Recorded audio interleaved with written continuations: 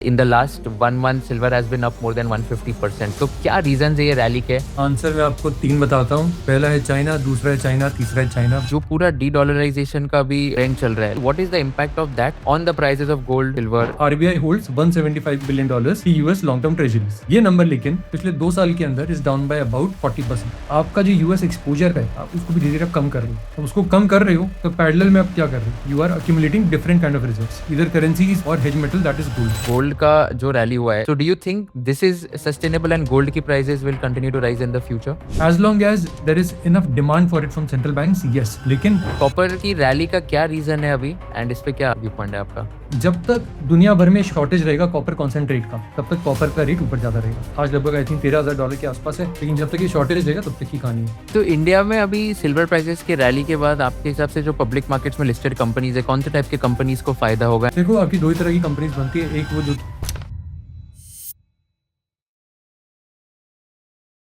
India is currently the fastest growing large economy in the world. And if you want to take real benefit of this growth story, investing in Indian businesses and companies is non-negotiable. Whether you're already investing in markets or just starting your investing journey, Grow is one of the platforms to do it. Grow's interface is very clean and intuitive. Here you can trade stocks, mutual funds, ETFs, IPOs, bonds, even commodities, all from one app. Portfolio tracking is also very structured. You can see performance, understand sector allocation, and get a complete breakdown of your investments in just a few tabs. And because of this simplicity and trust, Grow has become India's largest stockbroker today. Check out the Grow app today for more details and stay tuned for this entire episode of Conversation with Kushal. Jain, welcome to conversation with Kushal once again.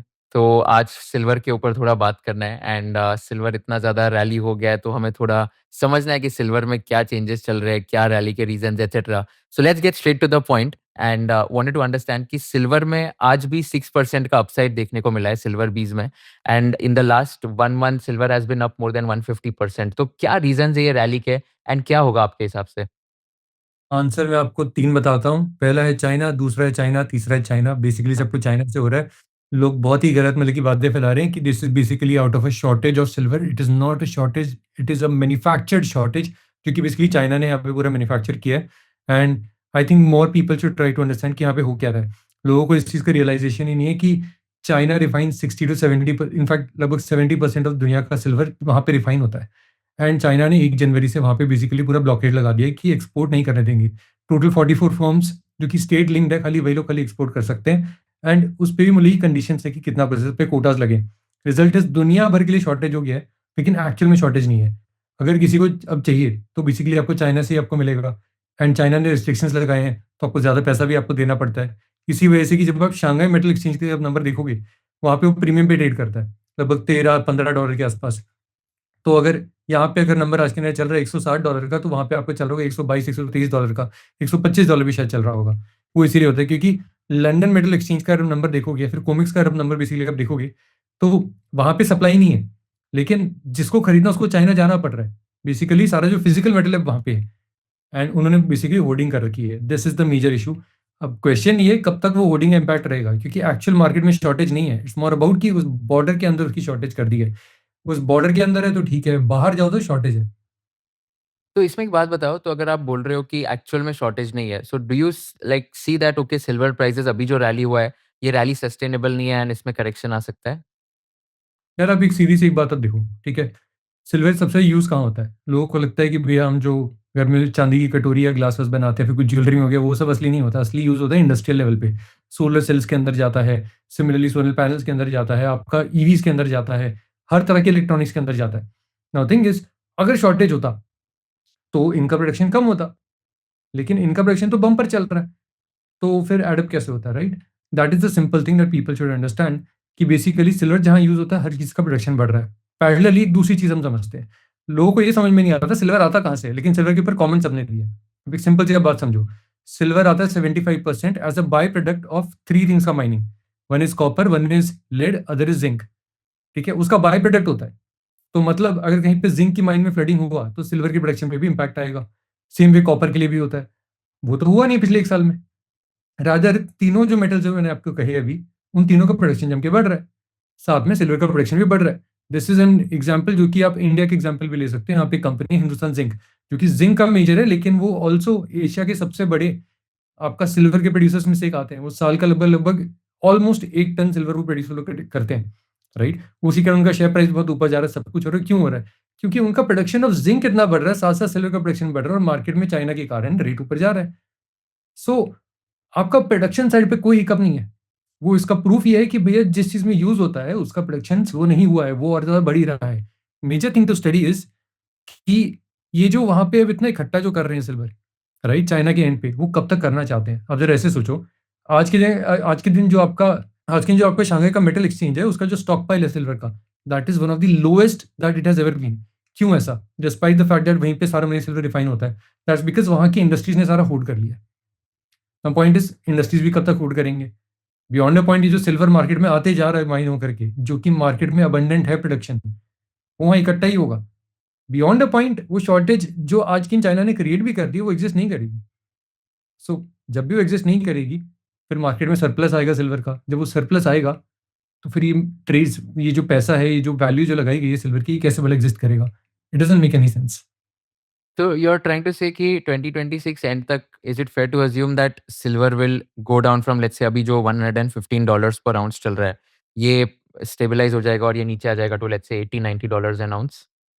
देखो, मैं आपको ये बोलूँगा कि कोई भी चीज़ जो कि चाइना के कंट्रोल में है, उसके लिए आप कभी तारीख मत दो कि कब तक क्या होगा। लेकिन ये ज़रूर कहूँगा कि बहुत ईज़ी है इसको समझना, अगर आप चाइना को रेगुलरली आप ट्रैक करो। ट्रैक करो ना कि चाइना का जो शांघाई मेटल एक्सचेंज है, उसका सिल्वर के जो रिज़र्व्स हैं, वो किस लेवल पे ट्रेड कर रहे हैं, राइट? वो अगर बढ़ने लगता है तो समझ लो कि बॉस इन्वेंटरी वापस बिल्डअप होनी शुरू हो गई है, क्योंकि इंडस्ट्रीज़ कांट स्टॉक एंडलेसली, या as and simple as that. And what about the central banks that are buying silver also now? तो उसका क्या इम्पैक्ट हो रहा है सिल्वर प्राइसेज़ में? हाँ, खरीद रहे हैं। ज़्यादा ज़्यादा सेंट्रल बैंक्स नहीं खरीद रहे हैं, बिकॉज़ उनको ही पता है कि this is a manufactured situation. इसलिए वो लोग ज़्यादातर गोल्ड की तरफ जा रहे हैं। They are buying gold in a big, big way, but silver की तरफ कोई नहीं जा रहा है, रेयरली कोई है। हुँ। और ये पिछले लाइक पूरे मतलब पिछले कितने भी साल के रैली में like what were the times जहाँ पर सिल्वर बहुत ज़्यादा रैली हुआ था? And is this also like a one of thing like the last cases? तो I am just trying to compare कि पिछले केसेस में कितना रैली हुआ था एंड क्या हुआ था? देखो, आपको ये चीज़ समझना पड़ेगा, बैक इन 1980s की मैं बात कर रहा हूँ, जब ऐसे एकदम हाइपरबोलिक एकदम आया था। रीज़न बीइंग क्या हुआ था, सडनली इलेक्ट्रॉनिक्स का एकदम बूम आया था, थैंक्स टू जापानीज़ पीपल। वहाँ पे इलेक्ट्रॉनिक्स का बूम आता है, दुनिया भर में इलेक्ट्रॉनिक्स फ्लड होता है। अब इलेक्ट्रॉनिक्स के अंदर आप सिल्वर आप यूज़ कर रहे हो, राइट? अभी जितना यूज़ नहीं होता, लेकिन थोड़ा-थोड़ा होता था। अब वो एकदम से एकदम बूम शुरू हुआ, लोगों को लगा कि भाई इलेक्ट्रॉनिक्स का कंज़म्पशन तो बढ़ेगा ही बढ़ेगा। Result is silver, silver, silver and खरीदो। तो एक बार के लिए प्राइस आपका जम के बढ़ा, लेकिन it did not really last. Why? People realised कि प्रोडक्शन सिल्वर का इतना है कि ये जो ट्रेजेक्टरी है हमारी जो इलेक्ट्रॉनिक्स की जा रही है, उससे ज़्यादा हो जाएगा। तो रिज़ल्ट इज़ प्राइसेज़ क्रैश हुआ, राइट? सो इस तरह की सिचुएशन पहले भी आ चुकी है। इट्स जस्ट दैट लोग हिस्ट्री नहीं पढ़ते हैं, प्लस इतना पहले हुआ था, 1980s की मैं बात कर रहा हूँ। 50 साल होने को आ गए हैं उस बात को, तो कहाँ से याद रहेगा, राइट? प्लस इस दौरान में और बहुत कुछ बदला है। रादर ये भी हमें देखना चाहिए, इस बार ये हार्डकोर मैन्युफैक्चर्ड सिचुएशन है बाय चाइना, राइट? तो उसको कॉन्टेक्स्ट में लेके हमें समझना पड़ेगा। आपको कुछ डेटा मैं बताता हूँ। तो आप ज़रा ये देखोगे ना कि आप ज़रा ये देखोगे कि ज़्यादा सिल्वर प्रोड्यूस कौन करता है? तो आंसर आपके पास आएगा कि मेक्सिको करता है, पेरू करता है, राइट? अब मेक्सिको में आपके प्योर प्ले सिल्वर की माइन्स हैं, लेकिन पेरू वाले जो हैं वो बेसिकली आपके कॉपर की माइन्स हैं, ठीक है? अब पेरू में जो आपकी कॉपर की माइन्स हैं, मेजॉरिटी उसमें जो ऑपरेशन है वो चाइनीज़ कंपनीज़ कर रही हैं। तो इट इज़ नॉट जस्ट कि रिफाइनिंग वहाँ पे हो रही है चाइना में, माइनिंग में भी चाइना जम के घुसा हुआ है। Almost 25% of the global production almost जो कि ओर होता है सिल्वर का, वो ये लोग प्रोड्यूस कर रहे हैं। बाय प्रोडक्ट्स में और बड़े हैं, क्योंकि ये लोग कॉपर की माइनिंग में जम के घुसे हैं, जिंक में जम के घुसे हैं, लेड में जम के घुसे हुए हैं। उसका बाय प्रोडक्ट आपका सिल्वर बनता है, एंड दुनिया का 75% सिल्वर बाय प्रोडक्ट की फॉर्म में ही आता है। So China has extensive control over those. वो उसको लेकर के अगर कोई वेस्टर्न कंपनी है, for example one of the biggest miners of silver globally, वो है कनाडा की कंपनी जिसका नाम है न्यूमॉन्ट। अब न्यूमॉन्ट अगर उसको माइन भी कर ले, उसको उसको प्रोसेस करने के लिए, उसको रिफाइन करने के लिए चाइना ही भेजना पड़ता है, क्योंकि रिफाइनिंग कैपेसिटी सारी वहाँ पे। अब वो वहाँ पे जब जाता है, तो चाइना ने उसके ऊपर बेसिकली कंट्रोल लगा दिया है कि भाई 1 जनवरी के बाद से अगर आपको बाहर लेके जाना है, तो नॉट अलाउड। खाली ये 44 फर्म्स है जिसको हमने लाइसेंस दिया है, इसके थ्रू लेके जा सकते हो, वो भी कोटाज़ हैं। वो कोटा भर गया तो आपको बाहर भी नहीं लेके जाने देंगे। That is the entire situation. The only only point that matters out here is कि ये फर्म्स भी कितना ज़्यादा स्टॉक कर लेंगे। जहाँ पे इनका स्टॉक करने की कैपेसिटी गया, तो वापस अबंडेंस आने लग जाएगा मार्केट में और वहाँ पे प्राइस सस्टेन नहीं करेगा। ये मेरी थीसिस कहती है। तो इंडिया में अभी सिल्वर प्राइसेस के रैली के बाद आपके हिसाब से जो पब्लिक मार्केट्स में लिस्टेड कंपनीज़ है, कौन से टाइप के कंपनीज़ को फ़ायदा होगा एंड कौन से टाइप के कंपनीज़ को नुकसान होगा? देखो, आपकी 2 ही तरह की कंपनीज़ बनती है, एक वो जो कि सिल्वर को प्रोड्यूस करती है और दूसरा वो जो कि बेसिकली सिल्वर के ट्रेड में है। यानी कि बेसिकली आपके कौन से आते हैं, प्रोड्यूसर्स में आपके आ गए हिंदुस्तान ज़िंक या फिर थोड़ा बहुत आपका हिंदुस्तान कॉपर भी, ठीक है? जो आपका उसके जो ट्रेड करते हैं उसमें आपके कौन से नाम आते हैं, for example your jewellery players, right? जो कि बार्स बेच रहे हैं, सब कुछ बेच रहे हैं। लेकिन point to be noted is sentiment ऐसा है, लोगों को लगता है ज्वेलरी वालों को फ़ायदा होगा इसलिए हो रहा है, लेकिन पीपल डोंट रियलाइज़ कि इस पे मार्जिन बहुत कम होता है। सो सिल्वर का बार जब कोई खरीदता है ना, उस पे ज़्यादा पैसा नहीं बनता है। So these things also should be taken care of. The only major thing जहाँ पे यहाँ पे ट्रेड हो रहा है इज दैट, अब आप सोचिए कि जैसे मैं बात करता हूँ टाइटन की, ठीक है? टाइटन का ब्रांड है तनिष्क। अब वो लोग हेज करते हैं, उनके पास बहुत सारा मेटल ऑलरेडी भी शायद पहले का पड़ा होगा। अगर वो अच्छा खासा क्वांटिटी हो जो आज वो महंगे रेट पे निकालेंगे, तो एक बार का आपको प्रॉफिट मिल जाएगा, बट वो एक सस्टेन वे में नहीं आएगा, वो कुछ टाइम के लिए आपको सपोर्ट कर देगा। जैसे कि हमने देखा टाइटन का गोल्ड के साथ अभी हो रहा है। Their profits are rising, volumes उतना इंक्रीज नहीं हो रहा है। तो क्यों हो रहा है? क्योंकि गोल्ड जो बेच रहे हैं उसका रेट इतना बढ़ गया है और गोल्ड उनके पास पहले का खरीदा हुआ था, right? So that is something that's to be taken care of. दो तरह की कंपनीज, नंबर वन जिनके पास बहुत सारा सोना पड़ा हो और वो उसका ट्रेडिंग करते हो, या फिर वो लोग जो कि सिल्वर प्रोड्यूस करते हो। प्रोड्यूसर में इंडिया में मेजरली एक ही खिलाड़ी है, that is Hindustan zinc, Vedanta group की कंपनी है। और इसी का फायदा बाय द वे अगर आप देखो तो बेसिकली वो ये लोग भी उठा रहे हैं जबकि वेदांता वाले हैं। तो वेदांता वालों ने अभी ओएफएस अनाउंस किया है कि हम 4500 करोड़ के शेयर्स हम बेचेंगे हिंदुस्तान जिंक में, क्योंकि शेयर प्राइस जम के ऊपर चला गया है, क्योंकि सिल्वर के रेट इतने ऊपर बढ़ रहे हैं, एबिटडा इतना आ रहा है। इनफैक्ट एक्सपेक्टेड है कि अगर इसी रेट पे प्राइस अगर रहे पूरे एक साल भर तक, तो साल भर के अंदर सिल्वर वाला बिजनेस इनको 10,000 करोड़ का एबिटडा देगा, जो कि कभी हुआ नहीं है पहले। अब 10,000 करोड़ का एबिटडा है तो सेंटीमेंट वैसा बनता है, शेयर प्राइस इतना ऊपर जाता है, और उसी का फायदा यहाँ पे वेदांता वाले उठा रहे हैं। वो अपना कैश आउट कर रहे हैं कि उनको भी कहीं ना कहीं शायद इसका अंदाजा होगा कि सिचुएशन मैन्युफैक्चर्ड है, और चाइना में जो इतना होर्डिंग जो हो गई है उसकी भी एक लिमिट है, कितना आप स्टोर कर लोगे।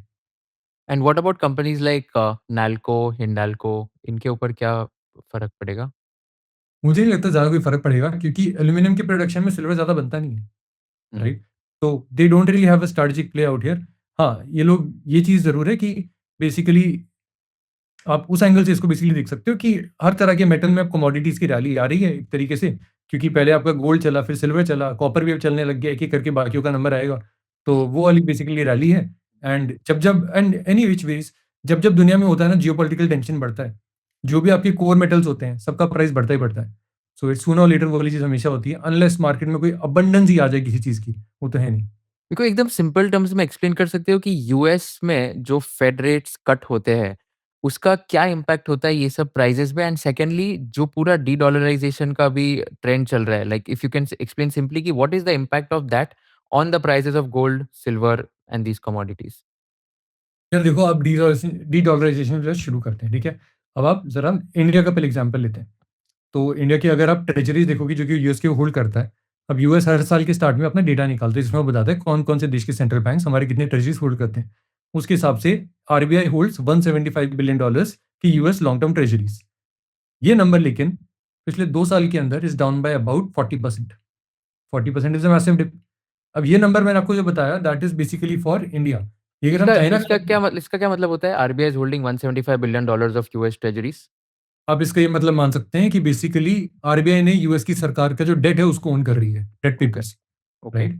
तो सो इन्वेस्ट किया हुआ है बेसिकली यूएस के एक तरह से डेट इन्वेस्ट पेपर्स किया पे। हुआ है, ओके, लेकिन वो जो एक्सपोज़र है यूएस के डेट को, वो उसको अपना कम कर रही है, ओके। राइट? अब सेम वे अगर आप चाइना का देखोगे, तो चाइना आज से अगर आप 5 साल पहले देखोगे 2020 में, दे हैड $1.1 ट्रिलियन डॉलर्स का यूएस ट्रेज़री बिल्स। आज के that is down to oh! 660 billion dollars. तो मैसिव ड्रॉप वहाँ पे भी हुआ है। बेसिकली यहाँ पे हो क्या रहा है? डी-डॉलराइज़ेशन खाली इसमें नहीं होता कि आप जो बायलैटरल ट्रेड आप करते हो उसमें आप निकालते हो। आपका जो यूएस एक्सपोज़र है, आप उसको भी धीरे-धीरे आप कम कर रहे हो। अब उसको कम कर रहे हो तो पैरेलल में आप क्या कर रहे हो? You are accumulating different kind of reserves, and वो डिफरेंट जब आता है तो आपके पास क्या ऑप्शन बचता है? ईदर करेंसीज़ और hedge metal that is gold. अब करेंसीज़ में यूरो आप थोड़ा इकट्ठा कर लोगे, थोड़ा येन कर लोगे। बट अगर आप देखो तो यूरो भी वीक हो रहा है, येन भी वीक हो रहा है। तो थोड़ा-थोड़ा वो सब सब कर दो कि आपको सबके साथ आपको ट्रेड करना है। बाकी आप किसमें लगाते हो? You go for gold, and वो चीज़ हम देख रहे हैं स्पेशली सिंस रशिया यूक्रेन का जब वॉर हुआ। They went all into it. फिर इन्होंने एक चीज़ और देखी कि बेसिकली एक और दिक्कत है कि जो भी ट्रेड सेटलमेंट है, वो होता किससे है? बेसिकली वेस्ट के 2 सिस्टम है called Swift and chips.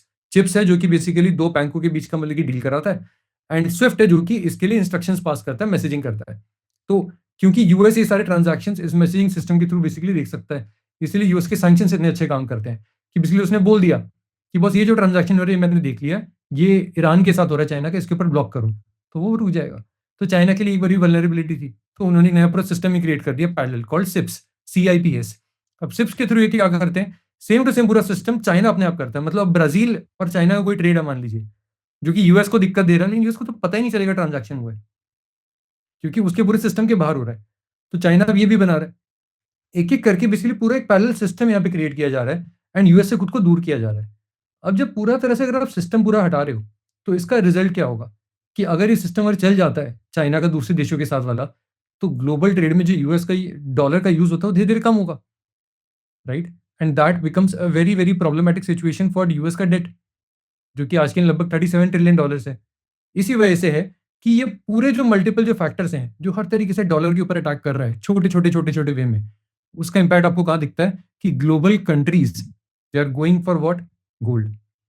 And of course what helps is कि मिस्टर जो ट्रम्प है हमारे, वो बैक टू बैक मतलब ऐसे ऐसे अलग अलग मतलब की डिसीजंस लेते रहते हैं, जिसके अंदर लोगों का विश्वास और टूटता है डॉलर के ऊपर, एंड पीपल का जो ये शिफ्ट है ग्लोबल सेंट्रल बैंक का गोल्ड की तरफ और ज्यादा बढ़ता है। सबसे बड़ी एग्जाम्पल है, आज की ही न्यूज़ है कि dollar has it 4 year low in value, 4 साल में लोएस्ट लेवल पे डॉलर ट्रेड कर रहा है। अब हाँ, डोनाल्ड ट्रम्प ने आके जरूर बोल दिया कि I don't care what it trades like, I know what I am doing, ठीक है, but global central banks also know something, and they are going for gold, dumping dollar small small amounts में, क्योंकि एक बार में सारा किया नहीं जा सकता। क्योंकि अगर आप ऐसे सोचो, अगर चाइना बेच रहा है यूएस ट्रेजरीज, कोई खरीद भी तो रहा है।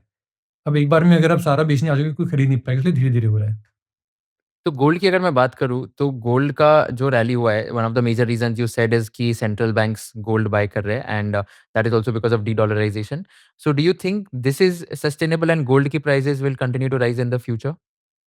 As long as there is enough demand for it from central banks, yes.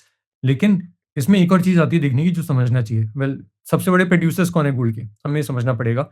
There is China, Russia, South Africa. अब 2007 तक South Africa for straight 101 years had been the biggest producer of gold ओर।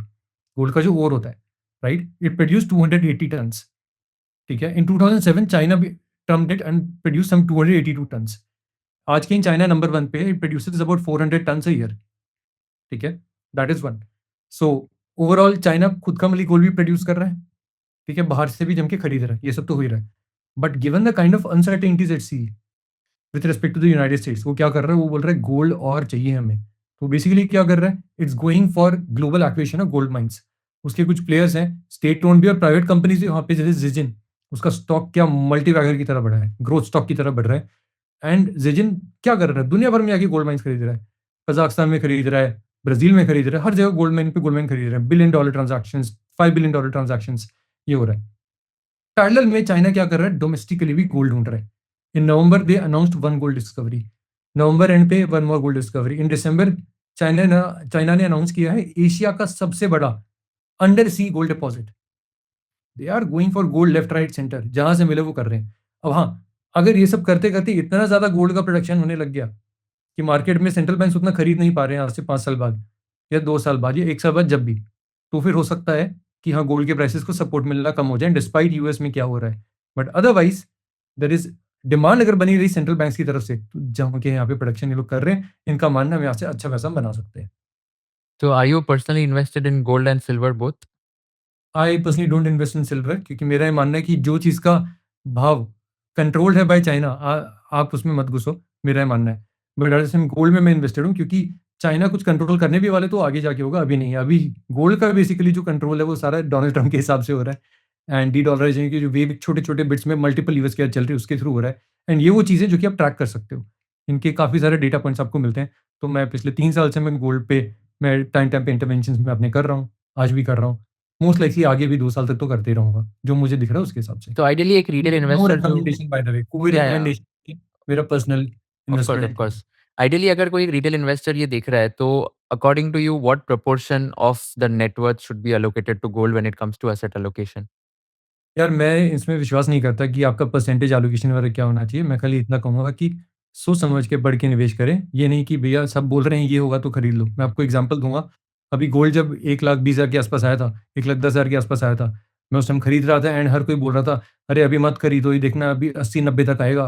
80-90 पे नहीं आया, वो उल्टा 40,000 ऊपर चला गया, राइट? ज़माने को कुछ नहीं पता है, अब ये मान के चलो।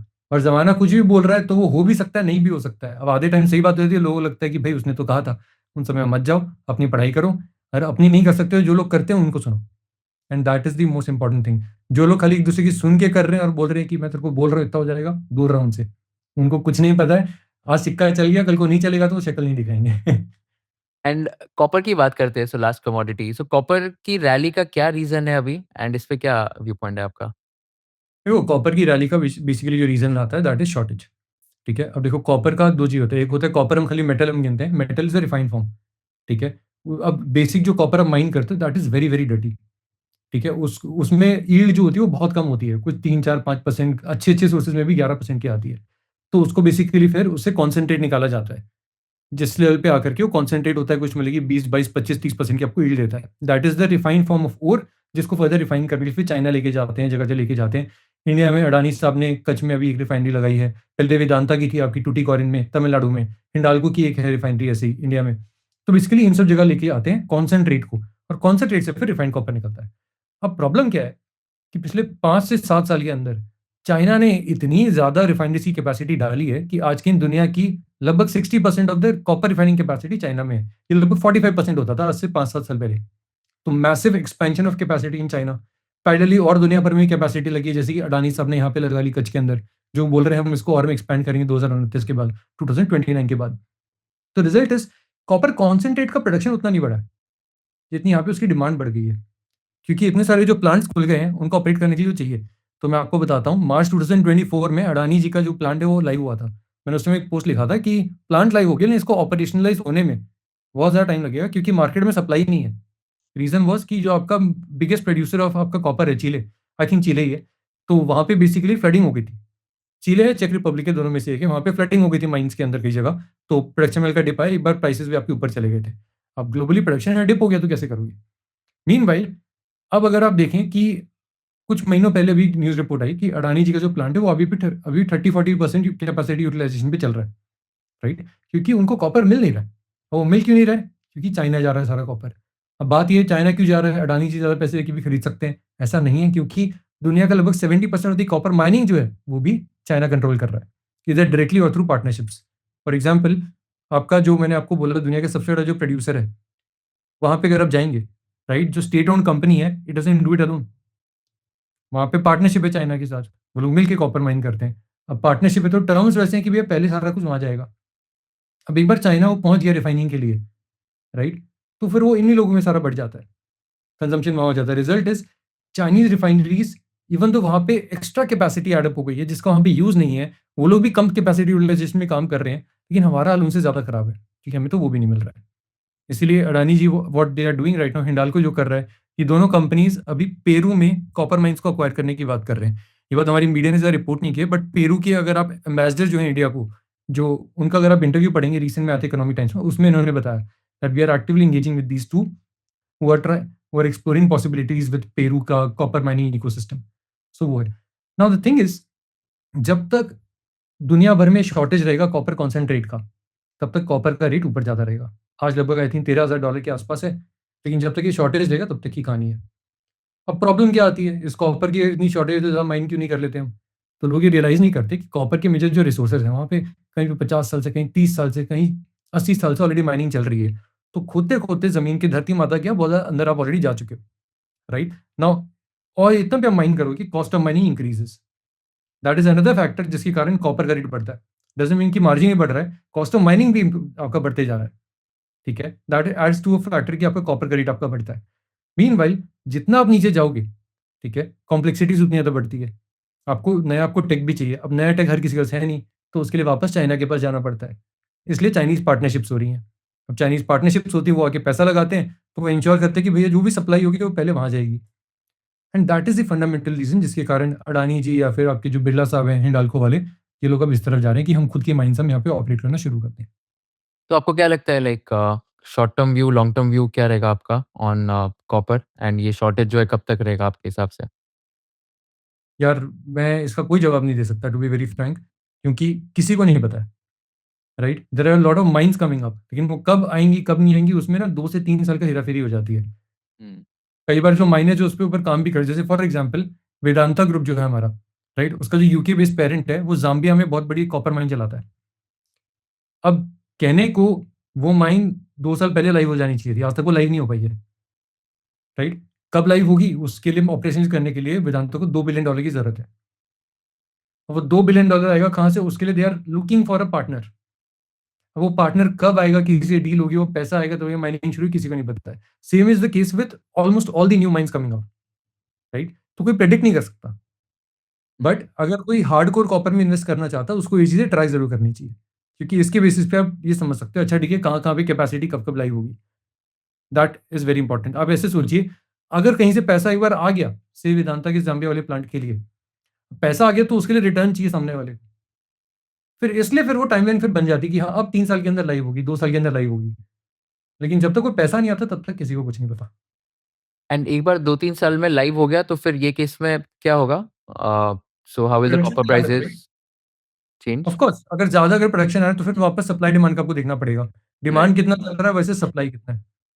अगर सप्लाई अब ज़्यादा एकदम से बढ़ी कि एक साथ 3-4 माइन्स आ गई, राइट? लेकिन आपका डिमांड उतना ज़्यादा नहीं बढ़ा है, तो फिर of course price will come down. अब आपको सीधा इसका एग्ज़ाम्पल दिखता है जो कि आपका गैस मार्केट में हो रहा है, नेचुरल गैस में, राइट? इन 2027-2028 कतर के मैसिव मैसिव अमाउंट्स ऑफ आपके जो नेचुरल गैस के डिपॉज़िट्स हैं वो एक्टिव हो रहे हैं, प्रोडक्शन एक्चुअल में शुरू हो रहा है। एक्सपेक्टेड है Qatar alone will expand its capacity जो कि आज प्रोड्यूस करने का by about 70% in just 2 years. और कतर दुनिया का सबसे बड़ा प्रोड्यूसर है। एंड ये मैंने खाली आपको एक एग्जांपल दिया है। सऊदी कैपेसिटी भी लाइव हो रही है, यूएई की कैपेसिटी भी लाइव हो रही है, यूएस की भी हो रही है। सब कुछ 2027-2028 के अंदर। रिजल्ट इज़ हमारे जो इंडिया के बायर्स हैं, फॉर एग्जांपल पेट्रोनेट एलएनजी हो गया, गेल हो गया, ये लोग अब डील साइन नहीं कर रहे। बीपीएसएल अब डील साइन नहीं कर रहे। लॉन्ग टर्म कॉन्ट्रैक्ट्स की डील साइन नहीं कर रहे, 1-1 साल की कर रहे हैं। कि उनको भी लग रहा है जब इतनी कैपेसिटी आगे आएगी, रेट गिरेंगे तो हम लॉन्ग टर्म 20 साल की डील आज हम क्यों साइन करें? राइट? सो सेम चीज़ यहाँ पे भी हो सकती है। अगर एक साथ बहुत सारी कैपेसिटी के साथ लाइव होने लग गई से आज से 3 साल बाद, तो उसका इम्पैक्ट हमें प्राइसेस पे भी दिखेगा। सिल्वर की डिमांड भी बहुत ज़्यादा इंक्रीज़ हो रही है, right? Of course because silver का कंजम्पशन बहुत ज़्यादा होता है इलेक्ट्रॉनिक्स के अंदर। आपको एक सिंपल सा एग्जांपल देता हूँ। सोलर सेल्स, सोलर मॉड्यूल जो बनते हैं आपके, राइट? अब ये आपके तरह-तरह के सोलर मॉड्यूल आते हैं। जो लेटेस्ट जो सबसे ज़्यादा चलती हुई आपकी technology that is called Topcon. अब टॉपकॉन के अंदर एचजेटी वाले जो पहले सेल्स आते थे, उससे 30% से 35% ज़्यादा सिल्वर का पीस लगता है। अब जैसे-जैसे असेंबली कंजम्पशन बढ़ेगा सोलर सेल्स का, उतना तो आपका सिल्वर का भी वहाँ पे बढ़ेगा। Same goes for electric vehicles. अब कहने को एक $10,000 की या फिर $40,000 की कोई भी आप ईवी उठा लो, उसके अंदर लगभग $100 से $200 का ही उसके अंदर सिल्वर लगता है। लेकिन जब इतनी सारी जब ईवीज़ बन रही है, एग्रीगेट लेवल पे देखो तो बहुत सारा सिल्वर का कंजम्पशन का डिमांड आ जाता है। Same goes for your smartphones, हर चीज़ के लिए, हर हर हाई एंड इलेक्ट्रॉनिक्स के अंदर बेसिकली सिल्वर का यूसेज है। तो जैसे-जैसे इसका बढ़ेगा, वैसे-वैसे सिल्वर का कंजम्पशन भी बढ़ेगा। क्वेश्चन इज़ क्या प्रोडक्शन भी उतना बढ़ रहा है? अगर बढ़ हुँ, रहा है, तो फिर बेसिकली अगर शॉर्टेज अगर दिखाई जा रही है, तो वो मैन्युफैक्चर्ड है। हुँ। प्रोडक्शन हो रहा है, बस वो एक जगह इकट्ठा हो रहा है, बाकी दुनिया को नहीं मिल रहा है। Right. So all in all to conclude I think आपके व्यू पॉइंट जैसे हो गए like gold for example central banks अगर बाय करते हैं तो देन गोल्ड में राइज जो रैली है वो सस्टेनेबल है आपके हिसाब से। सिल्वर में जो है अगर ये शॉर्टेज लाइक मैन्युफैक्चर्ड है तो ये rally is not sustainable. But let's say अगर डिमांड बहुत ज़्यादा बढ़ रहा है तो then you think that okay silver prices might also increase but it is not sustainable at these prices. And copper का आप बोल रहे हो कि कॉपर में अगर जैसे-जैसे लाइक 2 या 3 साल में जैसे-जैसे पैसा इन्वेस्ट होगा, प्रोडक्शन बढ़ेगा तो कॉपर प्राइसेज़ में भी कम हो जाएगा बट अभी के लिए there is no such scope. Is that correct? No, थोड़ा-सा डिफरेंस है। बेसिकली सिल्वर के लिए मैं ये चीज़ कह रहा हूँ कि आप ट्रैक करें शांघाई मेटल एक्सचेंज के रिजल्ट्स क्या चल रहे हैं सिल्वर के। हुँ, वो आपको बताएगा कहाँ जा रहे हैं हम। लाइकवाइज़ कॉपर के लिए मैं ये चीज़ कह रहा हूँ, आपको ये देखना पड़ेगा क्या मल्टीपल माइन्स एक साथ शुरू हो रही हैं, या फिर एक साइड हुँ, मतलब कि प्रोडक्शन शुरू होने वाला है। अगर वो होगा, तो फिर प्राइसेज़ पे इम्पैक्ट आ सकता है। अगर एक-एक करके आ रही हैं, तो फ़र्क नहीं पड़ता क्योंकि दुनिया में स्मेल्टर बहुत सारे हैं, रिफाइनिंग कैपेसिटी बहुत सारी है, जो आइडल चल रही हैं। एग्ज़ाम्पल हमारे अडानी जी का जो कच्छ में प्लांट है, कच्छ कॉपर का। वो कैपेसिटी पे ऑपरेट नहीं कर पा रही क्योंकि उसको कॉपर मिल नहीं रहा है, right? Hmm, that is the only thing. Got it. And aluminium और ज़िंक पे any specific view point that you have कि ये कमोडिटीज़ का क्या चल रहा है? यार उतना नहीं है, क्योंकि मैं उनको हुँ, ज़्यादा स्टडी नहीं करता हूँ। All I can say is basically infrastructure heavy metals हैं। अगर इंफ्रास्ट्रक्चर पे इन्वेस्टमेंट्स बढ़ेंगे, तो इस पे भी आपका फ़ोकस आपका जाएगा। हुँ, इससे ज़्यादा मैं कुछ नहीं कहूँगा उसको क्योंकि मेरी ज़्यादा स्टडी नहीं है। Got it, fair. तो amazing I think thank you so much काफ़ी ज़्यादा इंसाइटफुल था ये very short very crisp and got to know everything what's happening in the gold silver copper rally but thank you so much for doing this at a very short notice and I'm sure like everyone who's watching this will find this super insightful. Thank you, boss. It's lovely being on a podcast with you every time. Thank you so much. Thank you so much for watching this video till the end. Before we end this video, I'd like to thank Grow for being our title sponsor. With support like this, we can deliver actionable finance content to our audience. So go ahead and download the Grow app today and tell us in the comment section which guest you want so that we can invite them. Also ऐसे कौन से question है जो मैंने पूछने चाहिए थे, कौन से क्वेश्चन है जो मैंने नहीं पूछने चाहिए थे, ऐसे कौन से पार्ट से आपको लगता है ट्रिम करने चाहिए थे, हमें कमेंट सेक्शन में बता देना ताकि we can give you the most value additive content. Thank you so much once again for watching this entire podcast and stay tuned for more amazing episodes of Conversation with Kushal. Investment in securities market are subject to market risks. Read all the related documents carefully before investing.